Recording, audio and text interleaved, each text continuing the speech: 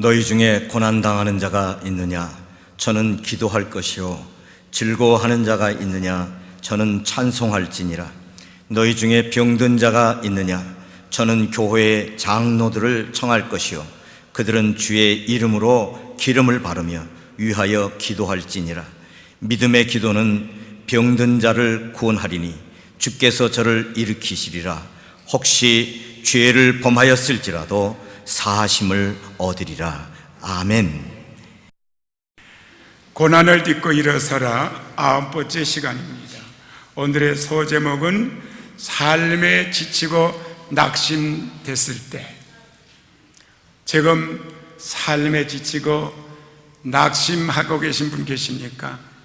어떤 분이 상담을 해 오셨습니다. 목사님, 저는 지칠 대로 지쳤습니다. 저는 지금 낙심하고 있습니다 말은 안 했는데 지칠 대로 지쳤습니다. 그런 분을 저는 종종 많이 뵙습니다. 그것도 제 사무실에서 말입니다. 우리가 성경을 보면 위대한 신앙인은, 그리고 그들의 삶에는 고난이 있다는 것을 볼 수가 있습니다. 대표적으로 우스 땅에 살았던 욥이 그랬습니다. 그는 하나님께서 칭찬할 정도로 순진하고 정직하고 하나님을 경외하면서 악에서 떠난 사람이었지만은 그는 하루아침에 자식과 재물을 다 잃어버리고 병까지 얻은 사람입니다. 이 자리에 아무리 고난을 겪었어도 욥 같은 고난을 겪은 사람은 한 사람도 없을 것입니다. 그러나 그는 이런 상황에서도 믿음을 버리지 않았습니다. 욥기 1장 20절에 보면은 이 모든 일에 욥이 범죄하지 아니하고 하나님을 향하여 어리석게 원망하지 아니하니라. 이 문장을 보면은 세 토막으로 나눌 수 있습니다. 첫째 토막은 이 모든 일에, 두 번째 토막은 욥이 범죄하지 아니하고, 세 번째 토막은 하나님을 향해서 어리석게 원망하지 않았다. 이거 세 토막이죠. 그러면 이 모든 일이라는 게 뭡니까? 욥에게는 좋은 일이 일어난 게 아니라 나쁜 일이 일어났습니다. 첫째, 재산이 다 마적대로 하여금 빼앗겼어요. 하루아침에 가난뱅이가 됐단 말입니다. 두 번째, 하나님께서 태풍을 불어가지고 허락을 해서 사단이 태풍을 불므로 그 자녀들이 모여서 잔치하던 그 집이 무너짐으로 10자식이 다 목숨을 잃어버렸습니다. 이런 일입니다. 또 세 번째로 욥의 부인은 집을 나가고 욥은 온몸에 병이 들었습니다. 이 모든 일에 웬만한 사람 같으면은 하나님을 원망하고 하나님 앞에 투정을 벌였을 텐데 욥은 범죄하지 아니했다. 그럼 무슨 범죄를 안 했습니까? 하나님을 향해서 원망을 안 했단 말입니다. 그러면 그분은 하나님에 대한 믿음을 끝까지 가지고 있었기에 결국에 가서는 전보다도 배나 더 많은 축복을 받았다고 기록되어 있습니다. 또한 위대한 신앙인 중에 한 사람인 아브라함도 하나님의 약속을 받고 75세에 고향 산천을 떠나서 약속의 땅으로 갔지만 그 땅에 기근이 들어서 살 수가 없게 됐습니다. 어떻게 하나님이 약속해 준 땅, 네 아비 친척집을 떠나 가나안 땅을 갔는데 잘 된 게 아니라 못됐단 말이에요. 살 수가 없어서 이 기근으로 인해 가지고 아내와 함께 애굽으로 내려갔습니다. 거기서 어떤 일이 벌어졌습니까? 그 아내가 아름다운 그 미모로 인해서 애굽 왕에게 그 아내를 빼앗겼습니다. 사랑하던 연인을 뺏긴 것도 부끄러운 일이고 창피하고 속이 상한데 이미 결혼해서 살던 아내를 뺏겼단 말입니다. 얼마나 창피하고 부끄럽고 정말 이 땅에 사는 것이 죽기보다 힘들었겠습니까? 뿐만 아닙니다.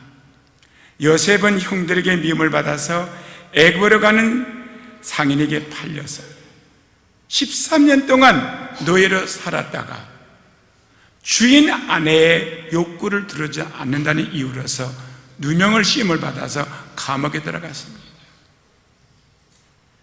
그런데 성경에 보면 아브라함도 그랬고 여기 나오는 또 요셉도 그렇고 하나님을 원망했단 말이 하나도 없습니다. 모세도 40세 자기 힘으로 동족을 도우려다가 오히려 도움을 받은 동족이 고바람으로 말미암아 애굽에 더 이상 있을 수가 없어서 광야로 도망가 40년이나 양치는 목동으로 살았습니다. 이렇게 하나님이 위대한 믿음의 사람들은 천부가 고난과 고통 속에서 낙심할 수밖에 없는 그런 상황에 들어갔지만 그들은 끝까지 믿음을 지켰기 때문에 하나님께서 그들을 위대하게 쓰임을 받은 종들입니다. 또 요셉을 물론 그랬지만 성경에 보면 믿음의 식구가 다 그렇습니다. 다 고난과 고통을 겪으면서도 그들은 낙심하지 않고 고난을 딛고 일어선 사람들입니다. 이들은 위대한 신앙이었음에도 불구하고 하나같이 고난을 당했던 것입니다. 오늘날 믿는 사람에게도 예외 없이 고난이 다가옵니다. 이 자리에 있는 단상에서 말씀을 전하는 저나 여러분 중에 한 사람도 고난을 피해갈 사람은 한 사람도 없습니다. 그러면 우리에게 고난은 왜 오는 것이고 고난을 당해 지치고 낙심될 때 우리는 어떻게 해야 됩니까? 먼저 우리가 고난이 왜 다가오는지부터 보겠습니다. 첫째, 고난에는 하나님의 계획과 하나님의 뜻이 있습니다. 이 고난이라는 것은 우리에게 힘들게 하기 위해서 오는 게 아닙니다. 물론 힘들지만은 그 고난 속 안에 보화가 있는데 그게 바로 하나님의 계획과 하나님의 뜻이 담겨 있다 그 말이에요. 여러분들이 고난을 겪을 때 잘 들여다보면은 그 하나님의 계획이 무엇인지 하나님의 나를 향한 뜻이 무엇인지 알게 됩니다. 왜냐하면 우리 인생들은 모두가 아담과 하와의 자손으로서 타락한 아담과 하와의 피를 가지고 있습니다. 이걸 혈통을 이어받았습니다. 때문에 인간의 마음에는 하나님을 불신하고 부정하고 거역하는 속성이 근본적으로 들어가 있습니다. 하나님께서는 이런 인간을 하나님의 도구로 만들어 쓰시기 위해서 반드시 깨트려야 됩니다. 완전히 박살을 내야 그때서야 믿음을 배우고 순종을 배웁니다. 저도 그런 사람 중에 한 사람이었고 여기 계신 여러분들도 진실로 예수를 믿게 된 사람이라면 한번 박살을 나가지고 깨진 사람들이 진실로 믿지 그렇지 않은 사람은 이 자리에 와서 그냥 가만 앉아 있는 거예요. 그래서 신명기 8장 2절 3절 보면은 하나님이 이스라엘 민족을 많은 민족 중에 택하셔서 너희는 내 백성이다. 나는 너희 하나님이라고 했습니다. 그러면 그 백성들, 자기가 택한 백성을 다 잘해줘야지, 그렇죠? 그런데 그들이 애굽 땅에서 노예 생활하다가 모세를 통해서 해방시킨 후에 그들이 광야를 거쳐서 약속의 땅을 가는 도중에 하나님이 그들에게 어떻게 대해 주셨는가 한번 보십시오.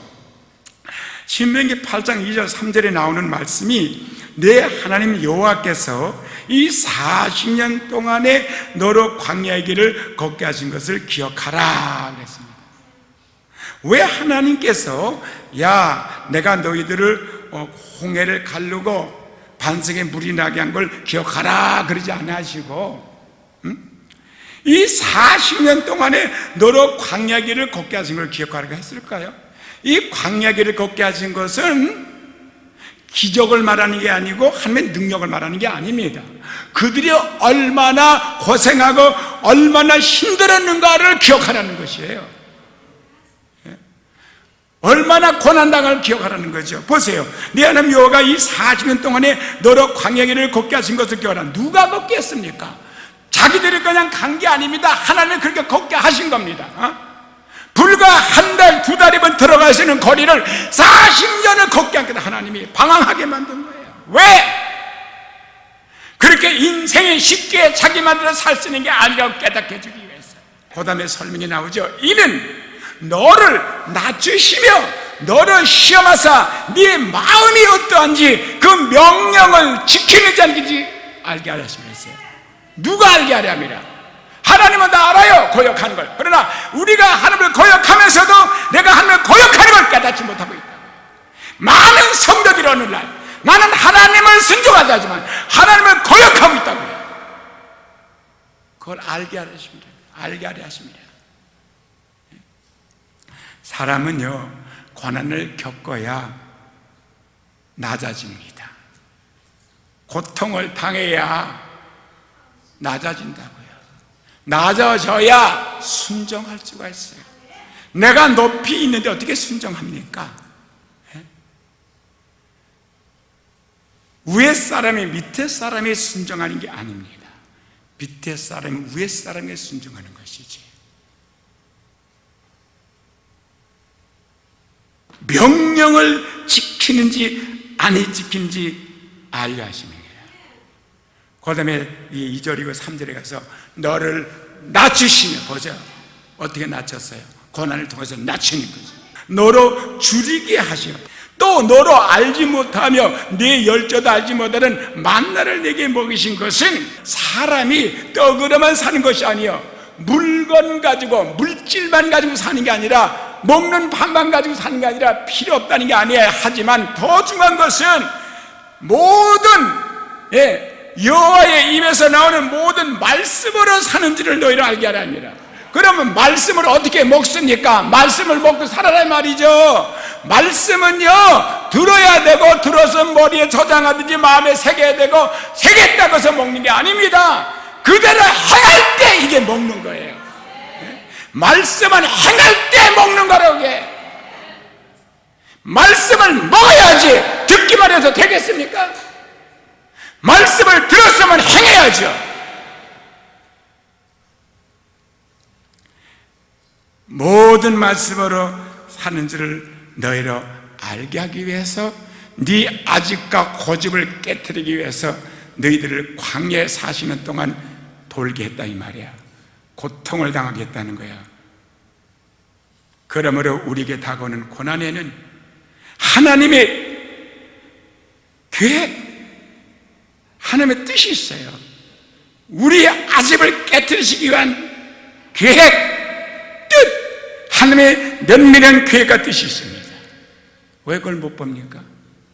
힘든 것만 맨날 알지 왜 이 고난이 온지 하나님의 뜻이 뭔지 계획이 뭔지 모르니까 미련하게 살죠. 갑자기 엎드려야 되고 깨져야 돼요. 깨지지 않은 인간은 자기를 자랑하게 되고 자기 능력을 의지하고 그것을 내세웁니다. 조금만 일이 잘 돼도 지가 잘 돼서 했다고 합니다. 하나님께 영광을 돌리지 않습니다. 그것 가지고 자기의 영광만 위해서 명예를 올리고 재산을 불리고 권력까지 사가지고 세상에서 의지하지 하다가 나중에 어떻게 되려고요? 사후에 어디 가시려고요? 성경에 교만은 패망의 선봉이에요. 거만한 마음은 넘어짐의 앞잡이라 그랬어요. 교만하지 마십시오. 지금 고난이 안 닥쳐도 앞으로 고난이 올 겁니다. 고난이 오기 전에 겸손하십시오. 고난을 겪고 계신 분은 더 깨지십시오. 오직 고난을 통해 좌절을 맛본 후에야 자신의 능력의 한계를 깨닫고 교만한 마음에 깨어지게 되는 것입니다. 그래서 고린도후서 10장 5절에는 모든 이론을 파하고 하나님 아는 것을 대적하여 높아진 것을 다 파하고, 모든 이론을 파하고 하나님 아는 것을 대적하여 높인 것을 다 파하고 모든 생각을 사로잡아 그리스도에게 복종케 하니라고 기록되어 있습니다. 사람은요, 고난 없이 자중심의 아집이 벗어나기 어렵습니다. 절대로 벗어나지 않습니다.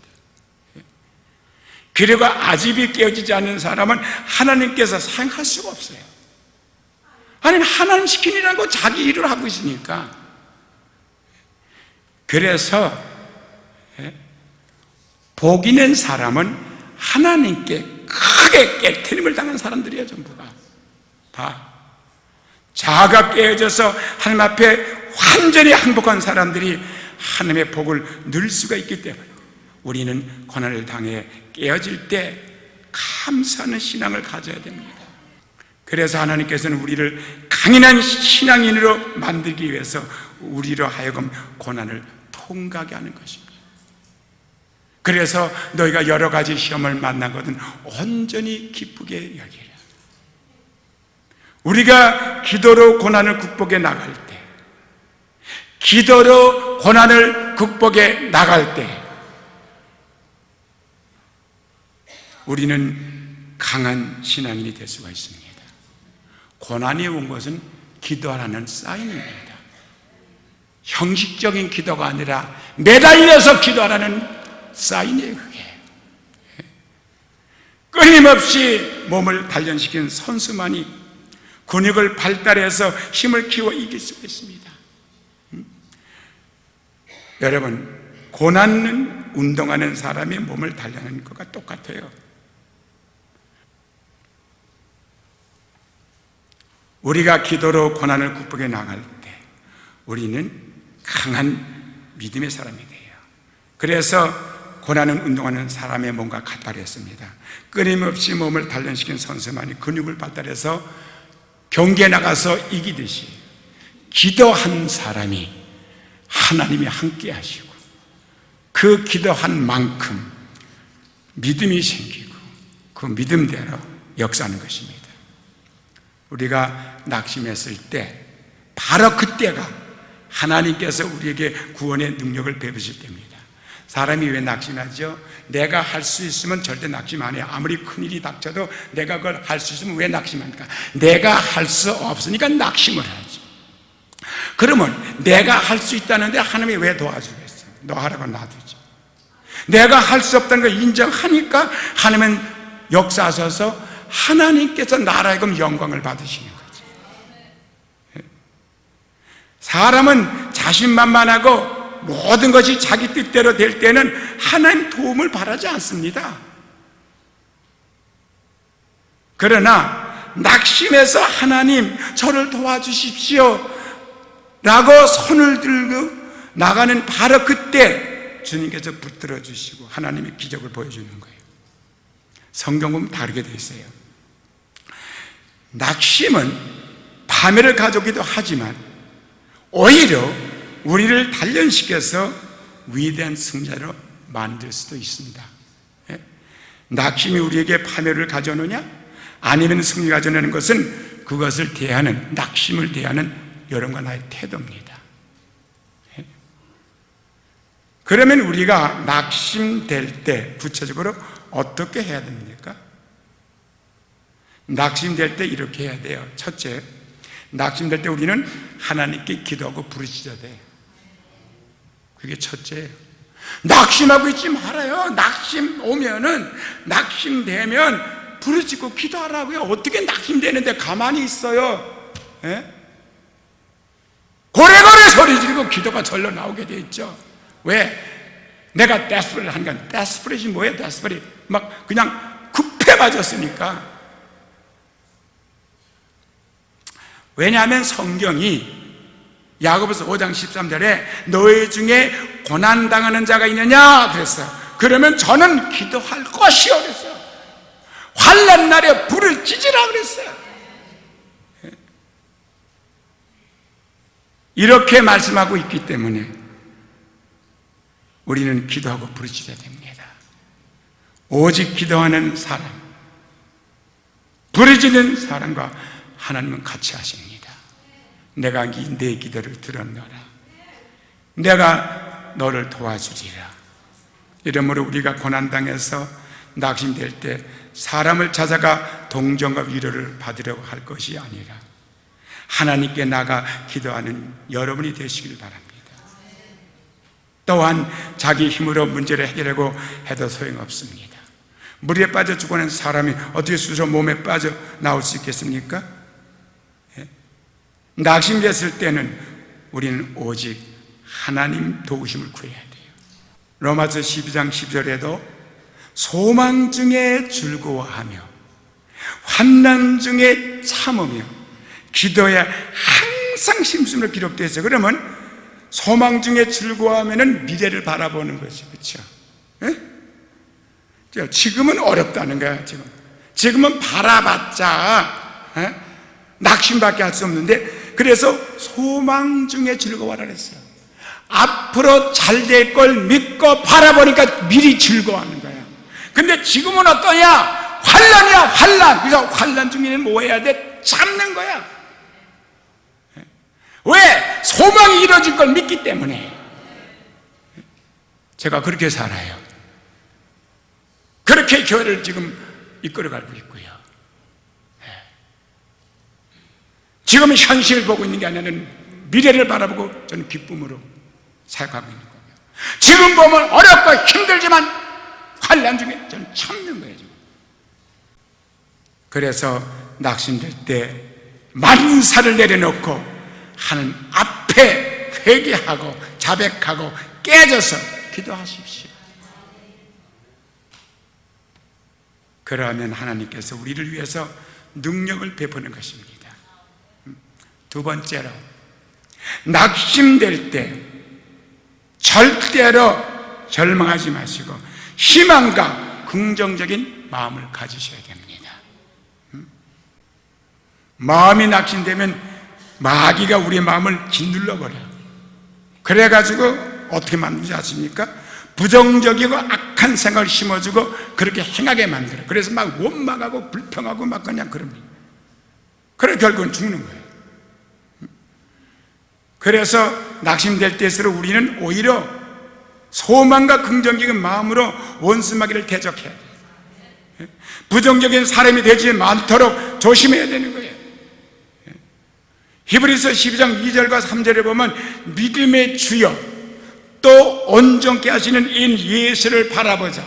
저는 그 앞에 있는 즐거움을 위하여, 그럼 현실 아니고 미래입니다. 그건 소망이죠, 희망이죠. 그걸 위해서 십자가를 참으사 부끄러움을 개의치하냐고. 얼마나 부끄러움 당했어요. 멸시당하고 천대당하고 침뱉김을 받고 조소당하고, 그거를 갖다가 부끄러워 생각 안 하고 개의치 않았어요. 하나님 보좌 우편에 앉으셨느냐. 할렐루야. 그러더니 하나님 우편에 앉으셨다.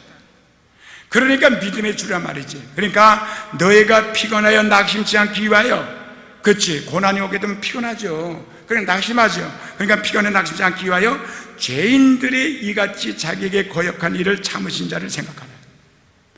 예수님은요, 죄인들이 자기를 그렇게 멸시하고 천대고 자기를 죽였어요.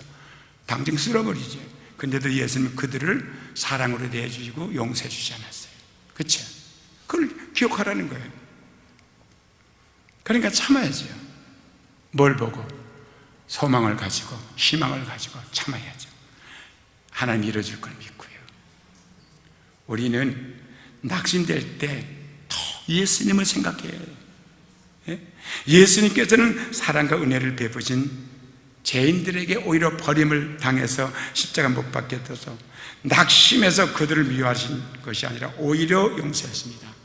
그러니까 우리 성경에 보게 되면 요셉 같은 사람도 자기를 애굽에 팔아먹어서 종살이하고 감옥에 들어간 그 형제들이 나중에 찾아왔을 때 그들을 원수 갚은 게 아니라 오히려 그들을 지켜주고 보호해 주죠. 위로해 줬어요. 왜? 요셉은 현실을 보고 살았는데 미래를 보고 살았기 때문에. 그게 바로 믿음이에요. 우리는 낙심될 때 희망과 긍정적인 마음을 가져야 됩니다. 희망과 긍정적인 생각을 주는 여러분이 그런 책을 많이 읽어야 되고, 희망과 긍정적인 생각을 심어주는 사람을 만나야 돼. 맨날 부정적인 말하는 사람, 절망하는 사람 있어봐야 도움되기 하나도 안 돼. 근데 우리에게 희망을 주는 책이 뭡니까? 이거 아닙니까? 예? 성경이에요. 여러분 신문 편에 읽어봐요. 소망을 주나 절망을 주나. 매일같이 신문 2시간씩만 한 달 읽어봐요. 여러분 절망에 빠져버립니다. 매 하루에 2시간씩 얼마 동안 성경 읽어봐요. 여러분 소망으로 가득 차게 됩니다. 세 번째로, 낙심될 때 우리는 하나님의 말씀에 푹 빠져버려야 돼요. 완전히 빠져버려야 돼요. 왜? 믿음은 들음에서 나고 들음은 그리스도 말씀입니다. 예외가 없습니다. 이 말씀이 우리 마음에 부정적인 요소를 다 밀어내버립니다. 성경 말씀이. 그리고 쓴뿌리를 다 뽑아버려요. 쓴뿌리가 뭐야? 남을 미워하고 싫어하고 남한테다가 모든 걸 갖다 전가시키는 이런 게 다 뽑아져 버립니다. 그리고 대신에 믿음을 갖다 줍니다. 그러면 눈에는 아무 증거 안 보이고, 귀에도 아무리 좋은 소식이 들리지 않고, 손에도 잡히는 게 없더라도 기도할 수 있다. 기도할 수 있다. 기도하면 된다. 기도하면 된다. 기도해보자. 이렇게 되는 거예요. 그때부터 기도하기 시작하는 거예요. 그 다음부터 기적이 나타나기 시작하는 겁니다. 우리가 기적을 보고 예수 믿는 게 아니라 말씀 속에 빠져 있다가 그 말씀을 붙잡고 기도하다가 능력이 생기고 그 다음엔 기적이 나타나는 것입니다. 이렇기 때문에 평상시에는 물론이고 낙심될 때 우리는 더욱 열심히 성경을 읽어야 돼요. 우리는 이 말씀을 듣고 이 말씀을 묵상해 쥐하러 묵상해야 됩니다. 밤이나 낮이나. 네 번째, 낙심될 때 우리는 중보 기도를 부탁해야 됩니다. 즉 가장 가까운 분들에게 부탁하시고, 그 다음에 주의 종들에게 부탁하시고, 장로들에게 부탁하시고, 권사님들에게 부탁하시고, 교구장님에게 부탁하시고, 교구장님에게 부탁하시고, 집사님들에게 부탁하시고, 이웃 성도들에게까지도 부탁하십시오. 기도의 도움을 구해야 되는 것입니다. 중보 기도는 굉장한 힘이 있습니다. 한 사람이 천을 쫓으면 두 사람이 만을 쫓기 때문에 혼자서 기도하는 것보다 힘을 모아 기도하게 되면 응답을 빨리 받아요. 그래서 기도의 동지가 있다는 것은 굉장한 힘입니다.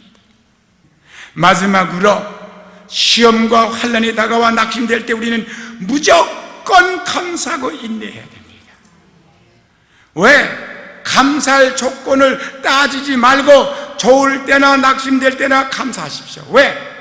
실패하고 병들을 때도 감사해야 되는 것입니다. 왜? 범사에 감사라 그랬으니까. 그리고 성경 말씀에 감사로 제사를 드리는 자가 나를 영원하게 한다고 주님이 말씀하셨기 때문에. 그래서 저는 내 입에서 하나님 앞에 불평을 한 번도 안 했습니다. 솔직한 얘기로. 아무리 어렵고 힘들어도, 아무리 없는 말을 누가 지어내서 나에 대해서 얘기를 한다 하더라도 불평 안 했습니다. 하나님 앞에만큼은 감사했습니다. 여러분, 실패하고 병들었을 때는 감사해야 되는 것이에요. 그리고 인내해야 되는 것이고, 풍랑이 지나갈 때까지 뒤로 물러가지 마십시오. 성도는 믿음으로 살아가는 사람이기 때문에 뒤로 물러가면 하나님이 안 기뻐요. 우리는 앞으로만 가는 것입니다. 반드시 죽을 사람은 살려주시고, 없는 자가 있어야 할 사람은 있게 해주시는 것입니다. 약한 자를 강하게 하십니다.